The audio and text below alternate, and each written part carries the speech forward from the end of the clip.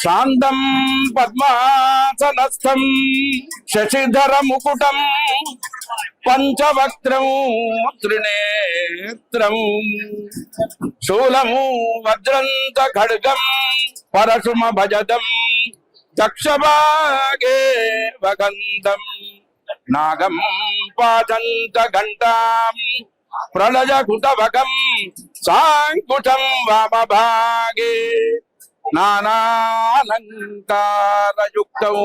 స్ఫటిక మణినిభం పార్వతీశం నమామి. ఈ శ్రీ మహాశివరాత్రి సందర్భాన్ని పురస్కరించుకొని ఆస్తిక భక్త మహాశివులందరికీ కూడా శుభాశీర్వచనాలు, శివరాత్రి శుభాకాంక్షలు తెలుపుతూ, శివ పంచాక్షరిలోని 2 అక్షరాలు కూడా శివ అనే పదము బాగా పరమ పావనమైనవి. శివ అంటే మంగళమైనది అని అర్థం. పరమ మంగళకరమైనటువంటి శివస్వరూపం. ఆ పరమశివుని యొక్క అనుగ్రహం పొందడానికే మనం జరుపుకునే ముఖ్యమైన ధార్మికోత్సవమే ఈ మహాశివరాత్రి. పురాణాలలో చెప్పినటువంటి మహాశివరాత్రిని ప్రతి సంవత్సరం కూడా మాఘమాసములో కృష్ణపక్షములో చతుర్దశి నాడు జరుపుకుంటాం. శివరాత్రి ఈనాటిది కాదు, వైదిక కాలం నాటిది. ఏడాదిలో వచ్చే శివరాత్రులు మొత్తం 5. అవి ఏమంటే నిత్య శివరాత్రి, పక్ష శివరాత్రి, మాస శివరాత్రి, మహాశివరాత్రి, యోగ శివరాత్రి. వీటిలో పరమేశ్వరుడి పర్వదినమైంది ఈ రోజు మహాశివరాత్రి.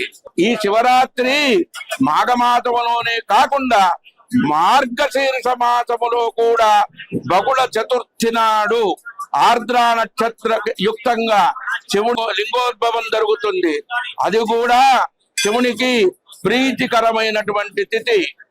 ఆ రోజు కూడా శివుణ్ణి ఎవరైతే లింగాత్మకంగా ఆరాధించిన వారైతారో పురుషోత్తములవుతారని పురాణాల యొక్క మాట.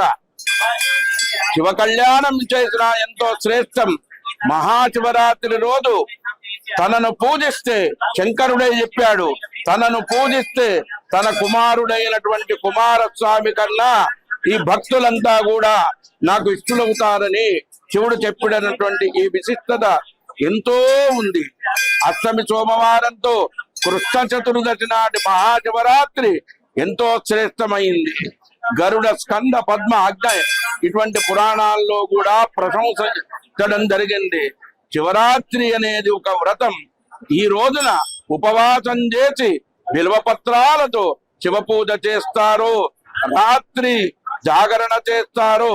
తప్పకుండా వారికి శివుడు ముక్తిని ప్రసాదిస్తాడు, ఆనందాన్ని, మోక్షాన్ని కూడా ప్రసాదిస్తాడు. వ్రతం చేసే వ్యక్తి శివమయములో లీనమైపోతాడు.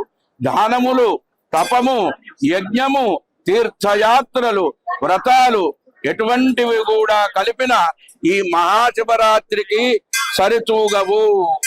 మహాశివరాత్రి రోజు ఉపవాసం, జాగరణ, శివ పూజ ఇవి చాలా ప్రధానమైనటువంటివి. అందుకే తాత్విక అర్థాలు ఎన్నో ఉన్నాయి. అసలు వ్రతం గురించి ఇటువంటి విషయాలను మన ఇష్టదేవుడైనటువంటి సామాన్య జనానికి ముక్తి తరింపజేయడానికి ఈ మహాశివరాత్రి వ్రతం. ఈ రోజు ఉపవాసానికి చాలా ప్రాముఖ్యత ఉంటుంది. అందరికి కూడా ఈ మన అక్కపల్లి రాజరాజేశ్వర స్వామి యొక్క ఆశీర్వచన మంగళ దివ్యాశిస్సులతో తరింపజేయాలని కోరుతూ ఓం తచ్చతు, ఓం తచ్చతు, ఓం తచ్చతు. హర నమ పార్వతీపతయే హర హర హర హర మహాదేవ హర. అక్కపల్లి రాజరాజేశ్వర భగవానికి జై. రాజరాజేశ్వరి మాతాకి. సర్వే జనాః సుఖినో భవంతు.